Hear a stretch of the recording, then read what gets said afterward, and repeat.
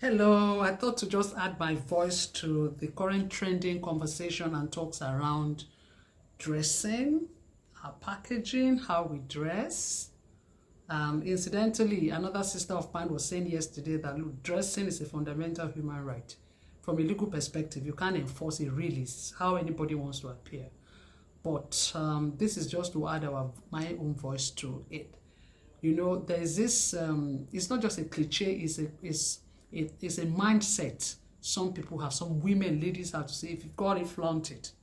Honestly, I don't like that. I don't like that. If you've got something good that would not obstruct or disrupt or make others go astray, flaunt it is good. Excellence is good. If you've got something good, flaunt it in the right places.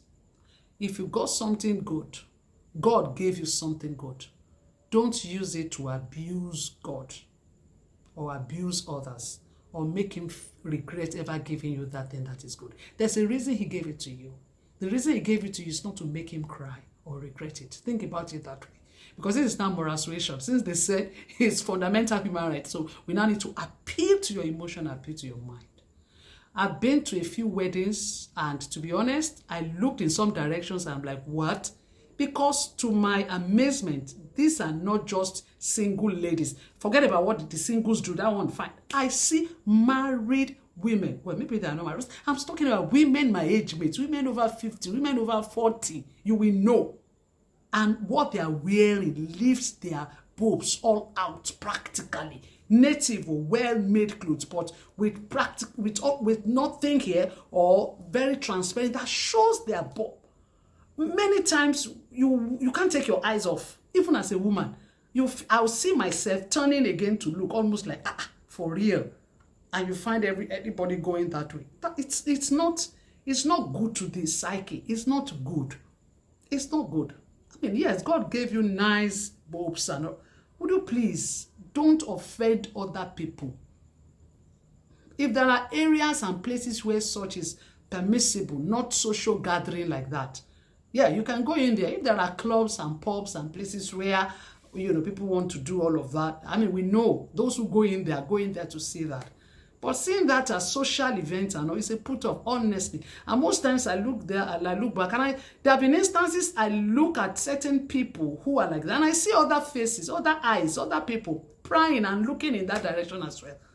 Don't even talk about the younger people, the young audience. I mean, the younger females, An incident happened recently. I'll close with this. In one of the churches, it was a wedding ceremony, and the bride's bridal train. Obviously, in this church, it's a no-nonsense. You should dress well, but cover your cleavage. Don't leave all of these things. And is it the groom's mother or the bride's mother? One of them came and said, sorry, all of you bride train, I already told you that if your dressing wasn't appropriate, we were not going to allow you in the church.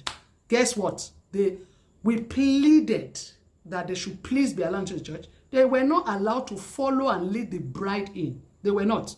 They said, sorry, you go and sit in the gallery or you go and sit by the flank. In fact, unfortunately, the chief bridesmaid also was in that style too, that left her cleavage. I was thinking, what should we do? Because the bride had a train and he needed somebody to carry. So the woman, the lady will not trip. You know how this train goes. I already saw it was a crisis. How do we manage? I quickly just ran into the church and I grabbed somebody. Somebody came with we have this ashoke in Africa. You have one to tie there. You have another that you could use to put on your shoulder. I just grabbed somebody's own. I'm like you. And I then did like a turban. Quickly just put it on the lady's head and then wrapped it like that so you can cover the chest and all. And I said, okay, carry, take the train and follow. That was what we had to do, So if you have daughters and if you deal with teenagers, please, let's start telling them. Did I say that was the last one? I apologize. Permit me to say, I was in a restaurant recently, and a little girl, this girl can be more than between 6 and 8, came into the outlet with the mother. The mother was wearing something skimpy, and then wore something skimpy for the girl. Now, to my amazement, this girl kept pulling down that dress. The girl wasn't comfortable. In my head, the girl was so self-conscious. I mean, this little girl, and she kept drawing down trying to pull down the dress. In my head, I'm like, why would a mother wear this. And you see that this girl is not comfortable with this. If you must wear that kind of a dress for her, not a problem, but you must put in slacks. You shouldn't even wear it for her. And if you must, then make it like a top. It's then becomes like a top. Put a pant underneath, a trouser, something nice underneath, and that'll be fine. Women, mothers, in fact, I'm sending it to mothers. We are guilty. We are guilty, and we've got to get our head and our minds together. I don't mean to be insulting, but please, let's get it. And if you're single, you're doing that, that's not what gives you a husband. That bed, as in, take him as I just talk him. So that one, forget him. Not be husband, you know, will come with that one, Lila. I no cause you, I just tell you what will happen. Anyway. If you are guilty, repent. I love you, and I really do love you. God bless you. Bye-bye.